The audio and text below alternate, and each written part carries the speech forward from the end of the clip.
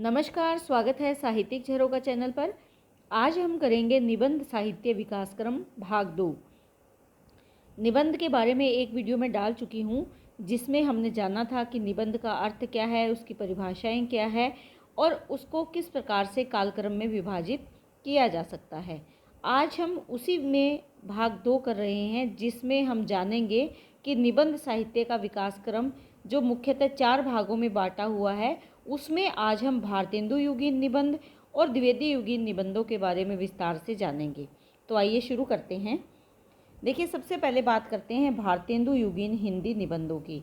इसका जो समय काल है वो है 1857 से 1900 ईस्वी। और इसके प्रमुख निबंधकारों की अगर बात करें तो बालकृष्ण भट्ट है, काशीनाथ खत्री है, भारतेंदु हरिश्चंद्र जी हैं, जिनके नाम पर इस काल का नामकरण हुआ है। मोहनलाल विष्णुलाल पंड्या है, लाला श्रीनिवास दास जी हैं, बद्री नारायण चौधरी प्रेमघन, प्रताप नारायण मिश्र और राधा चरण गोस्वामी इस युग के प्रमुख निबंधकार हैं। इसके अलावा भी जो निबंधकार हैं, आप चाहें तो उनके नाम शामिल कर सकते हैं। ये निर्भर करता है कि आपके पास कितना समय है, कितना बड़ा प्रश्न आप लिख सकते हो और समय के अनुसार, क्योंकि ज़्यादातर जो एग्ज़ाम हैं कॉलेज में वो 8 नंबर के प्रश्न या फिर 16 नंबर का प्रश्न, अगर एमए में अगर हम देखें तो उसी हिसाब से आपको ये प्रश्न तैयार करना है। तो समय के अनुसार और प्रश्न की आवश्यकता के अनुसार आप नाम कम और ज़्यादा डाल सकते हैं। तो इनकी अगर बात करें तो ये प्रमुख निबंधकार हैं, जिन्होंने भारतेंदु युगीन निबंध साहित्य में अपना विशेष योगदान दिया है। इसके साथ साथ यहाँ पर मैंने सिर्फ कुछ एक निबंधकारों के निबंधों की चर्चा की है, जो मैं आपको यहाँ बताना चाहूँगी, जिसमें सबसे पहले हैं बालकृष्ण भट्ट। देखिए, बालकृष्ण भट्ट की अगर चर्चा करें तो इन्हें हिंदी का मानतेन या हिंदी का स्टील भी कहा जाता है। हिंदी का स्टील, वेरी शॉर्ट प्रश्न में पूछा जा सकता है कि हिंदी का स्टील किसे कहा गया है, तो वो बालकृष्ण भट्ट को कहा गया है। इसके साथ साथ इन्हें हिंदी का मानतेन या मोंटेन, मोंटेन लिख लें आप, इन्हें मोंटेन भी कहा गया है, क्योंकि ये अंग्रेज़ी के प्रसिद्ध निबंधकार हुए हैं मोंटेन, तो इन्हें हिंदी का मोंटेन भी कहा गया है।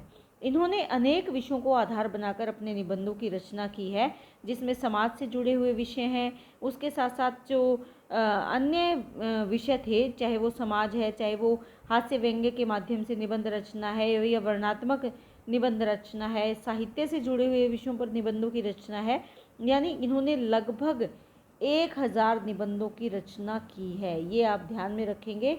तो सभी निबंधों के नाम याद करना हमारे लिए यहाँ संभव नहीं है, तो सिर्फ कुछ एक निबंधों के बारे में मैंने यहाँ पर डाला है, जैसे बाल विवाह है, राजा और प्रजा है, चंद्रोदय है, ये इनके निबंध हैं। लेकिन प्रमुख निबंध 1000 निबंधों में से छांट पाना हमारे लिए ये संभव नहीं है। तो जिन निबंधों के नाम बार बार लिए जाते हैं या बार बार पुस्तकों में हम पढ़ते हैं, उन्हीं निबंधों के नाम मैंने यहाँ पर डाले हैं। उसके बाद जो दूसरे निबंधकार हैं, ये काशीनाथ खत्री हैं। इनके बारे में बहुत ज़्यादा विस्तार से देने की ज़रूरत नहीं, बस हमें ये पता होना चाहिए कि भारतेंदु युगीन निबंध साहित्य में इन्होंने विशेष योगदान दिया है। उसके बाद बात करते हैं भारतेंदु हरिश्चंद्र की, क्योंकि इस काल का नामकरण इन्हीं के नाम पर पड़ा है और इन्हीं के निबंधों इनको अगर देखें तो उसमें एक अद्भुत अपूर्व स्वप्न भी है और नाटक इनका प्रमुख निबंध है। और मैंने पहले वीडियो में आपको बताया था कि नाटक को प्रथम निबंध भी स्वीकार किया गया है। हिंदी साहित्य का प्रथम निबंध नाटक निबंध को माना गया है। इसके साथ साथ मणिकर्णिका भी इनका प्रसिद्ध निबंध है। इन्होंने लगभग 200 निबंधों की रचना की है, जिसमें से अनेक निबंध संग्रह भी हैं। निबंध संग्रह से अभिप्राय क्या है कि एक ऐसी पुस्तक जिसमें कई सारे निबंधों को इकट्ठा संकलित किया गया हो या संग्रहित किया गया हो। तो भारतेंदु जी ने भी इस काल में अपना विशेष योगदान दिया है। उसके बाद मोहनलाल विष्णुलाल पांड्या और श्रीनिवास दास के बारे में हमें विस्तार से बताने की आवश्यकता नहीं है। वैसे जो लाला श्रीनिवास दास हैं, ये प्रमुख उपन्यासकार हैं, परंतु निबंध साहित्य में भी इन्होंने अपनी लेखनी चलाई है। उसके बाद बात करते हैं बद्री नारायण चौधरी प्रेमघन की। तो हिंदी में विचारात्मक निबंधों के जनक माने गए हैं बद्री नारायण चौधरी प्रेमघन। इसके साथ साथ आचार्य शुक्ल ने इन्हें विलक्षण शैली का निबंधकार भी कहा है। इन्होंने लगभग 250 निबंधों की रचना की है। आचार्य शुक्ल ने इन्हें अपना साहित्यिक गुरु भी माना है। किसको? बद्री नारायण चौधरी प्रेमघन को। इन्होंने व्यक्तिक निबंध लिखे, विचारात्मक निबंधों की भी रचना की, भावात्मक निबंध भी लिखे। इसके साथ साथ वर्णनात्मक और आलोचनात्मक निबंधों की भी रचना की है, जिसमें से प्रमुख निबंध दिल्ली दरबार है, हिंदी भाषा का विकास है, मनोभाव आनंद और परिपूर्ण पावस इनके प्रमुख निबंध है। आलोचनात्मक निबंधों में नेशनल कांग्रेस की दुर्दशा इनका प्रसिद्ध निबंध है। तो ये बद्री नारायण चौधरी प्रेमघन है। इसके बाद बात करते हैं प्रताप नारायण मिश्र की। देखिए, प्रताप नारायण मिश्र को हिंदी के एडिसन कहा जाता है। एडिसन, हिंदी के एडिसन कौन है? प्रताप नारायण मिश्र है। इसके साथ साथ इन्हें द्वितीय भारतेंदु भी कहा जाता है, यानी भारतेंदु के बाद दूसरे नंबर पर कौन है? प्रताप नारायण मिश्र है। तो इसीलिए इन्हें द्वितीय भारतेंदु भी कहा जाता है। जिस प्रकार भारतेंदु ने निबंधों की रचना की या हिंदी साहित्य में अपना योगदान दिया, उसी प्रकार प्रताप नारायण मिश्र ने भी हिंदी साहित्य में अपना योगदान दिया है। इन्होंने शारीरिक अंगों को आधार बनाकर निबंधों का नामकरण किया है, जैसे पेट है, मुछ है, नाक है, दांत है, यानी इस प्रकार शारीरिक अंगों का नाम दिया है अपने निबंधों को। इसके साथ साथ इन्होंने केवल एक वर्ण को, जैसे ह, द, ट, इनको भी अपने निबंधों के इन नाम दिया है। ह क्या है? इनका निबंध है। द क्या है? प्रताप नारायण मिश्र के निबंध का नाम है। ट क्या है? प्रताप नारायण मिश्र के निबंध का नाम है। यानी इन्होंने इस प्रकार के नाम भी अपने निबंधों के किए हैं। इसके साथ साथ इन्होंने राजनीतिक विषयों पर निबंध लिखे, सामाजिक निबंध लिखे, हास्य व्यंग्यात्मक निबंध लिखे, साहित्यिक निबंध भी लिखे, और इसके साथ साथ इन्होंने अनेक निबंध संग्रहों की भी रचना की है। अपने निबंधों में इन्होंने मुहावरों का विशेष रूप से प्रयोग किया है। इसके साथ साथ ग्रामीण शैली के प्रयोग के कारण इनकी भाषा में अशुद्धता भी मिलती है। भारतीय संस्कृति के प्रति जो लगाव है वो इनके निबंधों में देखा जा सकता है। तो ये किसके बारे में यहाँ लिखना है आपको? प्रताप नारायण मिश्र के बारे में। उसके बाद है राधाचरण गोस्वामी। इन्होंने भी हिंदी निबंध साहित्य में भारतेंदु युग में अपना विशेष योगदान दिया है। भारतेंदु युग के निबंधों की अगर विशेषताओं की बात करें तो सबसे पहले क्या है? विषय की विविधता, यानी किसी एक विषय को आधार बनाकर इन्होंने अपने निबंधों की रचना नहीं की, बल्कि अनेक विषयों को आधार बनाया। जैसे समाज से जुड़े हुए धर्म, राजनीति, आचार व्यवहार, इसके साथ साथ देशभक्ति, या जो हमारा सामाजिक पतन है, हमारे देश में जो स्त्रियों की दशा है, अर्थात सभी विषयों को इन्होंने आधार बनाया। विज्ञान के क्षेत्र में भी इन्होंने विज्ञान के विषय को आधार बनाया, इतिहास के विषयों को आधार बनाया, व्यक्तिगत मनोभावों को अपने निबंधों का आधार बनाया, यानी अनेक विषयों को आधार बनाकर इन्होंने निबंधों की रचना की है।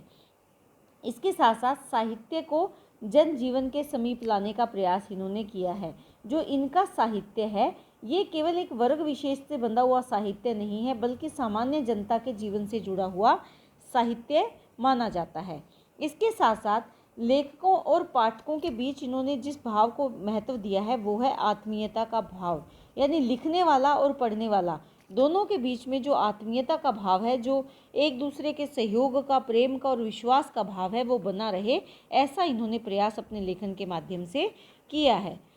सामाजिक सुधार की अगर बात करें तो वैसे तो इन निबंधकारों ने केवल निबंध लेखन के माध्यम से ही नहीं बल्कि अन्य विधाओं के माध्यम से भी समाज में सुधार करने की भावना को प्रबल दिया है या प्रबल बल दिया है उस विचार पर। लेकिन इसके साथ साथ इन्होंने अपने निबंधों के माध्यम से भी सामाजिक समस्याओं को उठाया है ताकि उनमें सुधार किया जा सके। इनके निबंधों में देश प्रेम की प्रवृत्ति भी हमें देखने में मिलती है और ये उस समय की आवश्यकता भी थी, क्योंकि जो हमने समयकाल 1857 से 1900 तक का किया है उस समय हमारा देश आज़ादी के लिए संघर्ष कर रहा था। तो ऐसे समय में जो देश का युवा वर्ग है या देश के जो लोग हैं उनके मन में अगर प्रेम का भाव होगा तभी वो देश के लिए अपने कुर्बानी दे पाएंगे या देश को आज़ाद करवाने में अपना योगदान दे पाएंगे। तो इसीलिए देश प्रेम की प्रवृत्ति भी इनके निबंधों में मुख्य विशेषता के रूप में देखी जा सकती है। तो ये भारतेंदु युगीन निबंधकारों के निबंधों की मुख्य विशेषताएं थी। आइए अब द्विवेदी युग के बारे में जानते हैं। द्विवेदी युगीन निबंधों की अगर बात करें तो इसकी समय सीमा है 1900 से लेकर 1900 20वीं ईस्वी तक का समयकाल द्विवेदी युगीन निबंध साहित्य का काल माना जाता है।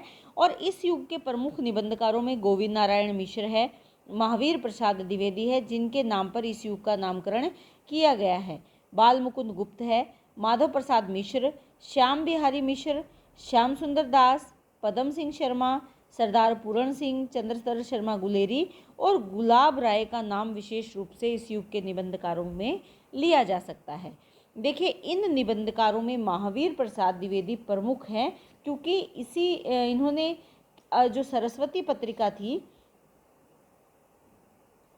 सरस्वती पत्रिका के माध्यम से हिंदी साहित्य को जो गति प्रदान की, जो हिंदी भाषा में जो परिवर्तन लेकर आए, वो महावीर प्रसाद द्विवेदी लेकर आए।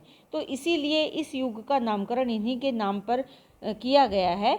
और इस पत्रिका के माध्यम से इन्होंने अन्य विधाओं के साथ साथ निबंध साहित्य की भी जो उसमें निबंध साहित्य को शामिल किया, लोगों तक पहुंचाने के लिए पत्रिका में प्रकाशन करवाया, ताकि सामान्य जनता तक इस विधा को पहुंचाया जा सके। इनके प्रमुख निबंधों की अगर बात करें तो उसमें प्रभात है, कवि और कविता है, कालिदास का आत्मनिवेदन है, आत्मनिवेदन और क्रोध लोभ, ये इनके प्रमुख निबंध हैं। लेकिन इनके निबंधों की सीमा यहीं तक सीमित नहीं है, इन्होंने अनेक निबंध लिखे हैं, जिसमें साहित्यिक निबंध भी हैं, चरित्र प्रधान निबंध भी हैं, जिसमें महात्मा बुद्ध, शंकराचार्य, भीष्म पितामह, सवाई जयसिंह का नाम लिया जा सकता है। इसके साथ साथ ऐतिहासिक और पुरातत्व विचारों से जुड़े हुए निबंध भी हैं, विज्ञान संबंधी निबंधों की भी रचना इन्होंने की है, भूगोल और उद्योग शिल्प संबंधी निबंधों की रचना भी इन्होंने की है। इनके भाषा और व्याकरण संबंधी निबंध भी बहुत महत्वपूर्ण हैं, जिसमें हिंदी नवरत्न है, भाषा और व्याकरण है, अक्षर विज्ञान है या संस्कृत साहित्य का महत्व जैसे निबंधों की रचना इन्होंने की है। इसके साथ साथ अगर देखें तो अनुवाद को भी इस काल में विशेष महत्व दिया गया। तो अनुवाद के क्षेत्र में महावीर प्रसाद द्विवेदी ने बेकन के जो निबंध थे उनका अनुवाद किया है, लॉर्ड बेकन के निबंधों का। किसके नाम से? बेकन विचार रत्नावली के नाम से। आप चाहें तो ये ऐड कर सकते हैं, इसमें जोड़ सकते हैं, ये बेकन विचार रत्नावली, ये अनुवादित ग्रंथ है इनका, जिसमें इन्होंने लॉर्ड बेकन के निबंधों का अनुवाद किया है। इसके बाद श्याम सुंदर दास के जो प्रमुख निबंध है, गोस्वामी तुलसीदास है, समाज और साहित्य है। सरदार पूरण सिंह के निबंधों की अगर चर्चा करें तो आचरण की सभ्यता, मजदूरी और प्रेम, सच्ची वीरता, तीनों ही इनके प्रसिद्ध निबंध है। चंद्रधर शर्मा गुलेरी, वैसे तो ये उपन्यासकार के रूप में काफ़ी प्रसिद्ध हैं, लेकिन इनके निबंध भी प्रसिद्ध हैं, जिसमें कछुआ धर्म है, गोबर गणेश संहिता है, धर्म और समाज इनके प्रमुख निबंध हैं। अब बात करते हैं द्विवेदी युग के निबंधों की विशेषताएं, जिसमें सबसे पहली विशेषता क्या है? विचार प्रधान निबंधों की रचना। यानी इस काल में जो निबंध लिखे जा रहे थे वो विचार प्रधान निबंध थे। अनेक विषयों पर अपना चिंतन मनन करके इन निबंधों का प्रकाशन किया जा रहा था या निबंधों की रचना की जा रही थी। उसके बाद अनुवाद की सुदृढ़ परंपरा, जैसे मैंने अभी आपको बताया था कि लॉर्ड बेकन के निबंधों को आधार बनाकर जो अनुवादित पुस्तक प्रकाशित की गई, तो वो प्रमाण है कि इस समय में निबंधों का अन्य भाषाओं से अनुवाद किया जा रहा था। तो जो अनुवाद की प्रक्रिया या जो परंपरा प्रारंभ होती है निबंधों की, वो भी द्विवेदी युग से ही प्रारंभ हुई है। उसके बाद देखें नव जागरण का संदेश। देखिए, मैंने आपको भारतेंदु युगीन विशेषताओं में भी बताया था कि लोगों को जागृत करने की ज़रूरत थी, उनको जगाने की ज़रूरत थी अपने भविष्य के लिए, अपने देश के लिए, अपने समाज के लिए। तो नव जागरण का संदेश भी इन निबंधों के माध्यम से दिया गया है। निबंध रचना की सभी शैलियों का प्रयोग। निबंध रचना में जो भी शैली प्रयोग की जाती है, चाहे वर्णनात्मक शैली है, समाज शैली है, इसके साथ साथ देखें व्यास शैली है, आप चाहें तो इनके नाम लिख सकते हैं, नहीं तो आप सीधा भी लिख सकते हैं कि सभी प्रकार की, मुख्यतः 7 प्रकार की शैलियाँ होती है निबंध रचना की।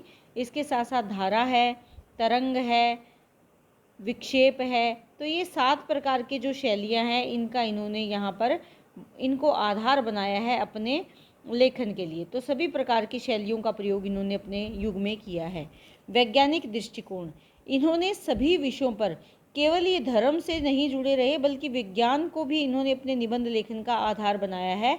जो नया विकास समाज में हो रहा था, जिस नए विकास की हमें आवश्यकता थी, क्योंकि इस समय धीरे धीरे विज्ञान के क्षेत्र में भी अनेक विकास होने लगे थे, जिससे कि जो विश्व है वो विश्व एकीकरण की तरफ बढ़ रहा था।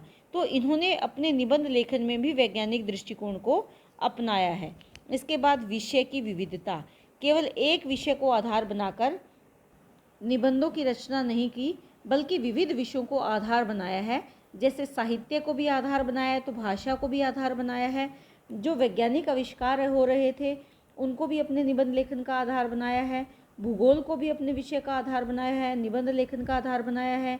इसके साथ साथ जीवन से जो जीवन चरित्र थे महान पुरुषों के, उनको आधार बनाया है। धर्म को भी आधार बनाया है।